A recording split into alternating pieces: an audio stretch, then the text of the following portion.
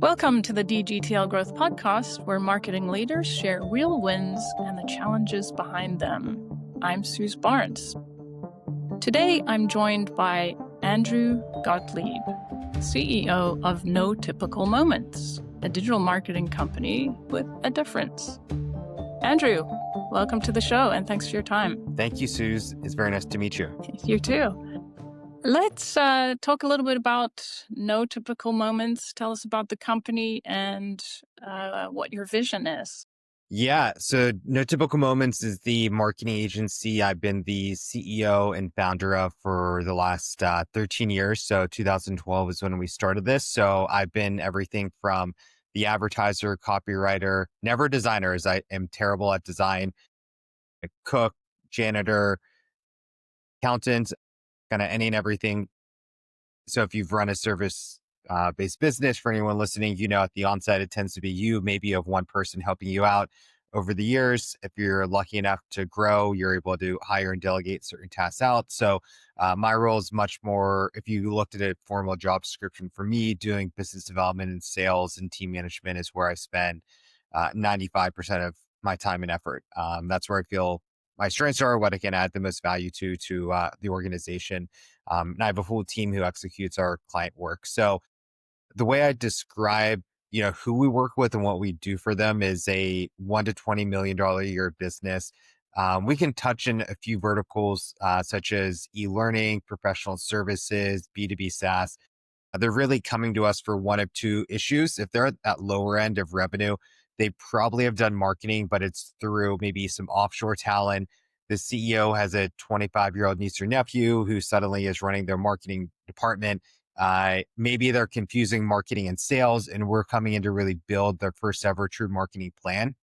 Make sure the foundation is set and secure. So when they do want to really ramp up marketing, they have the correct foundation in place. If it's coming in a little bit higher to that threshold, usually we're replacing an expert agency that's underperforming. Maybe they have some full-time staff that just, way overworked and we need to come in and get delegated to as the outside agency.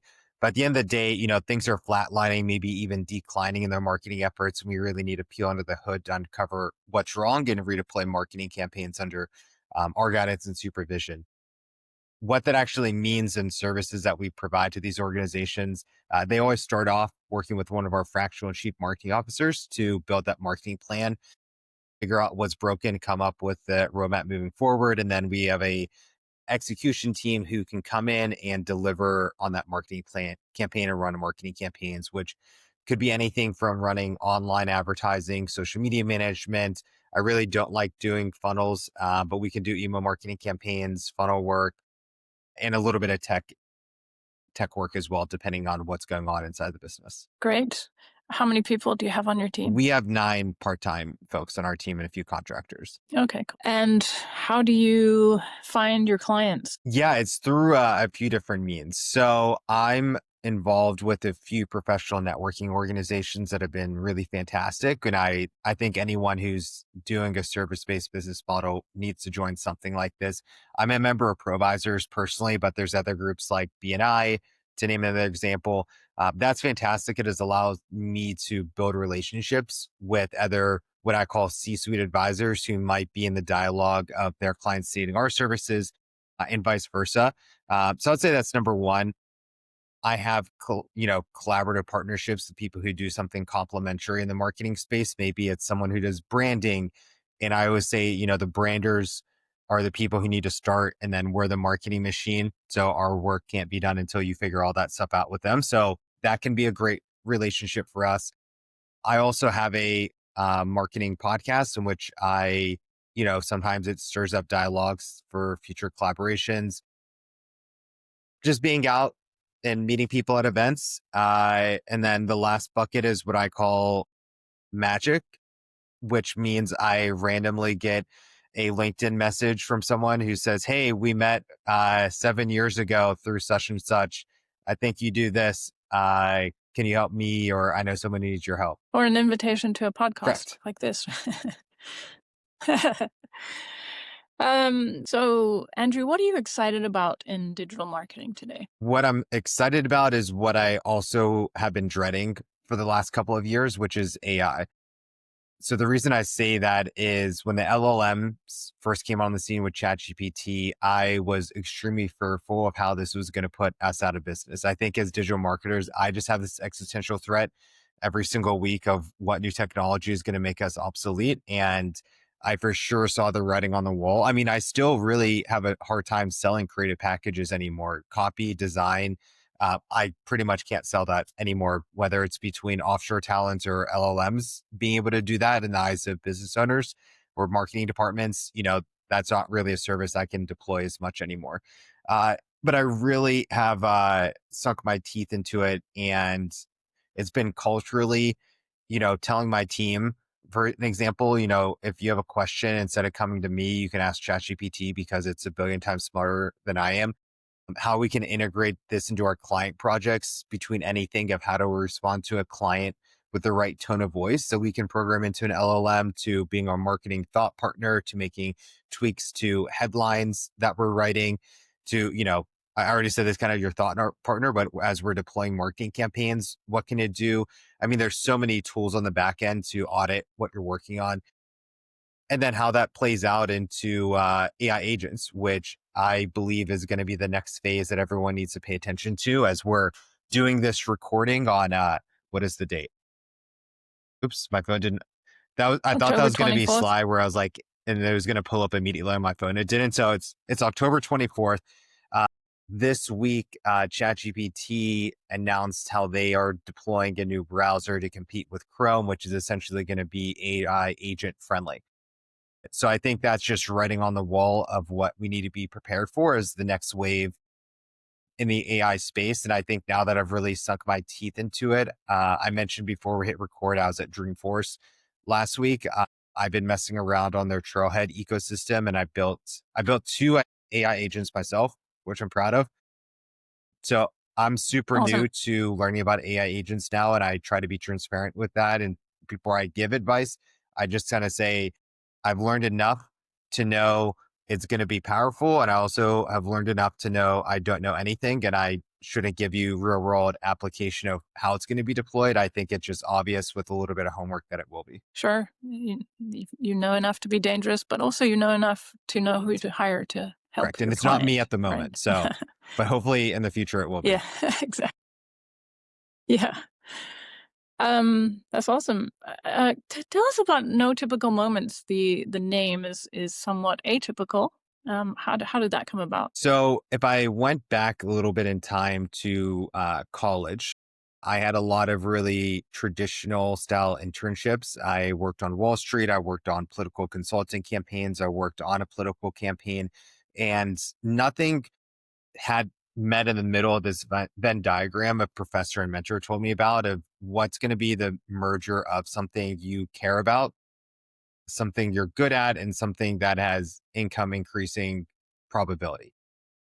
And so everything I found kind of was really strong in one of those buckets, but nothing met in the center. And um, spring of my senior year, I was getting rejected from every job I was applying to. And I was randomly on a chain email thread back when that was a thing. Now I think we just do WhatsApp threads. And it was saying, hey, my friend just created this podcast. You should go and listen to it. It was David Siteman Garland. If you ever ran into him, I don't even think he's in the podcast space anymore. But I started to listen to his podcast about digital marketing, and it had this kind of clicking moment for me of how much I realized I enjoyed technology, the internet, and marketing. And it felt like a merger inside that Venn diagram of something I wanted to pursue and learn. So within that process for about 18 months, I just spent the nights and weekends building up some skills and knowledge and some free case studies through freelancing. So I eventually felt confident enough to, say, hey, this costs this to work with me. And going back to the name, I was trying to bring it full circle to give you the holistic view. So in college as well, I read a book called Way the Peaceful Warrior by Dan Millman. And there's a quote in the book called No Ordinary Moments, where he encourages Dan to go and sit in a car and to not come back to him until he can tell him what the meaning of life is. And eventually he comes back and says life has no ordinary moments. And that statement made a big impact on me. And I decided just to go to Google, and instead of plagiarizing it blatantly, I just shifted ordinary to typical and just felt confident that one day if I created a company, I would call it that. And based upon how much I felt like that book and that quote impacted my life. Love it. It's a great story.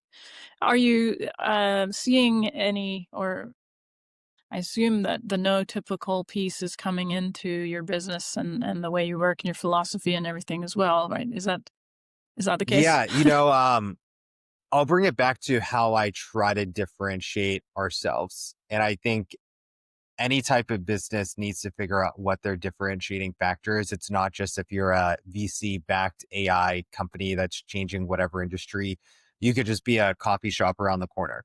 And so what I say is our process that we deploy is called the impact with profit methodology. And what it essentially means is our ability to figure out where an organization is at on a growth curve and actually give them marketing strategy and services that make sense for them. Because I see way too many companies ramping into paid ads when they don't have the backend infrastructure for it. I see people thinking, they're going to find this one viral video on a TikTok and it's going to explode their business. So how do we meet them at that point and deliver services that actually make sense for them? And we hone in on creatives that, reflect the 2025 internet. Even though I can't sell creative services anymore, I still think that is a very important part of succeeding online. How are we doing rapid prototyping in our campaigns? I've seen way too many agencies over the years who just have this set it and forget it methodology. You really need to be deploying your tests to figure out your winners of your digital campaigns. And then what I think is most important for us is how are we actually connecting marketing to a P&L statement. It's not just about vanity metrics of, likes, impressions. Those are very important numbers. And they show the health of future sales and leads coming in. But I really want to make the case to our clients how marketing is a fuel for business growth. So how are we connecting this back to true financials of an organization? Super. Can you share a recent win and the hardest challenge tied to it? Yeah, I'll give you one which is a little bit more macro. It's not a client example. It's actually um our client that we want to work with at the agency. So for the first 10 years or so of the organization, all we worked with were e-learning type businesses, which was a lot of coaches who had books, courses, certification training programs, that type of product stack. Very much wanted to diversify out of that vertical for a multitude of reasons. But as a service-based model, one of the first questions someone will ask you when you're trying to earn their business is, can you show me a case study of a similar type of company you've done this for? And so with all of our case study work really only being in one type of vertical, really hard to go to a B2B SaaS company and say, hey, I can do this for you. And I'm selling like $47 coaching products versus they have the $3,000 enterprise SaaS solution. Like there's a gap there. And so for a long time, I was just trying to build up our clientele, our reputation, our services for whole new verticals. So we were much more diversified out of just the coaching space. And so I can say now confident, I said at the start of this year, 25% of our portfolio out of the coaching space, I'd be happy. We're probably actually, I think we only might have 10% of our clientele left in the coaching space now. Through that has been through me manifesting this way too impactfully because I had a lot of large retainers tied up in the coaching space that also canceled. So maybe I shouldn't have been vocal about this. So that kind of leads into the hard lessons that I experienced within this, that I wanted us to be positioning ourselves as this size revenue business is where we thrive, and being industry agnostic versus saying we only do coaching and it can be any and all sizes of organizations. So building up the case studies and whole new verticals, having people on my team not wanting to work in these types of new verticals and having some turnover. And then I would say, I'd already shared, I manifested it too hard and a lot of our clients in the coaching space ended up falling off this year. And I really like the challenge we have in front of us of working with whole new industries. Yesterday, we onboarded a new client who does blind repairs. It's a local business in the San Diego area. We had a manufacturing business start to work with us a month or so ago. We've had more nonprofits work with us this year, which I enjoy. And then hopefully in the next 2 weeks, we'll know if what would it be? A supplement brand, a CPG brand.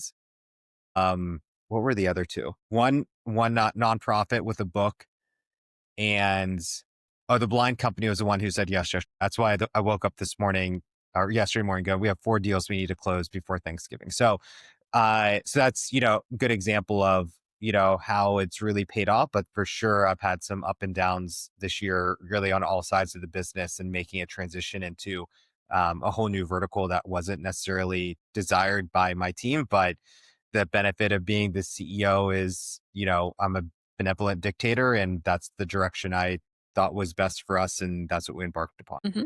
Right. I was excited about the blind company because I'm looking for blind Well, he repair. only is local to North County, San Diego. I know, and then you said San Diego, and I was like, well, that wouldn't make sense for me personally. But yeah, it's incredibly challenging actually to find people to repair blinds.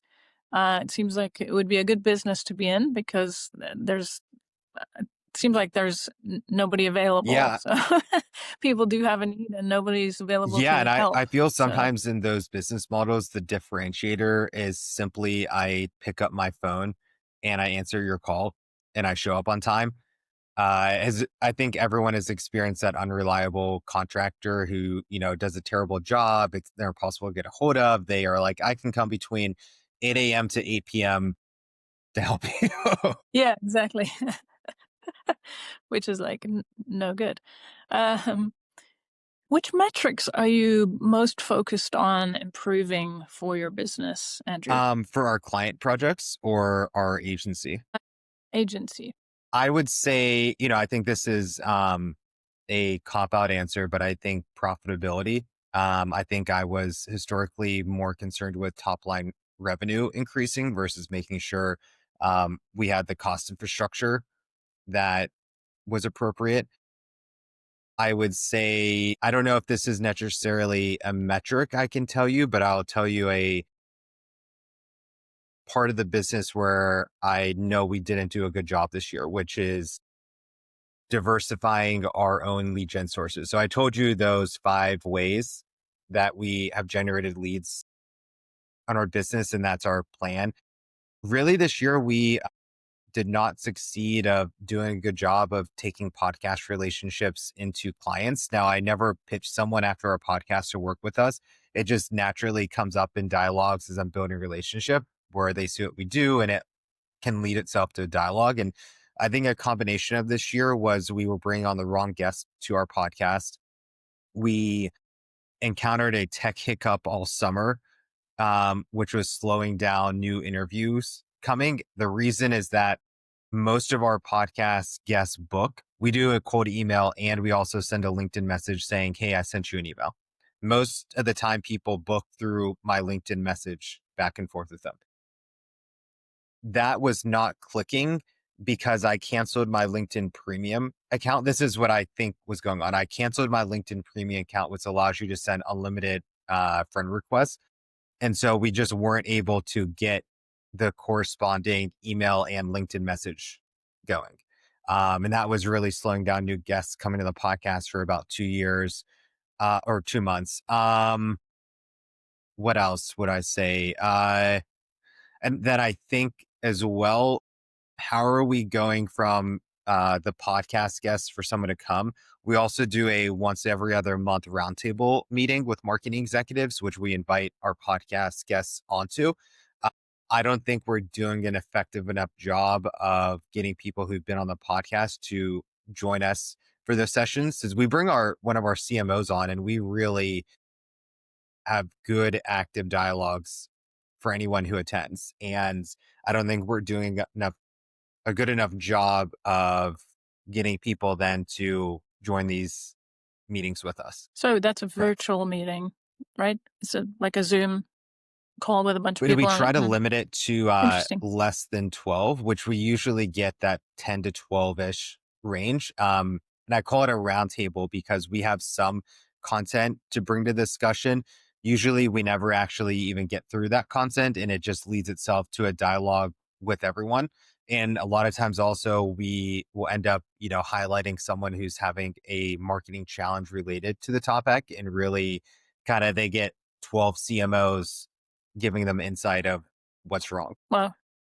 It sounds like a really vibrant They conversation. tend to be, which is why I think we need to do a better job of getting more people onto it. Or even my original thought was we'd create pods for it. So we'd essentially say, first 12 people are going to be here. Maybe even make them have some skin in the game and just say, it's a $10 deposit that we return afterwards, and then, fill out the next pod. But there's not enough demand for that to even make sense. So Where do you want to be in the next 6 to 12 months from now, Andrew, with your business? going back to my AI agent answer, I really think we need to get ahead of the AI agent space and almost be an AI first digital marketing agency in everything that we're doing. So I'll give another example of what I think will happen with AI agents from my little research.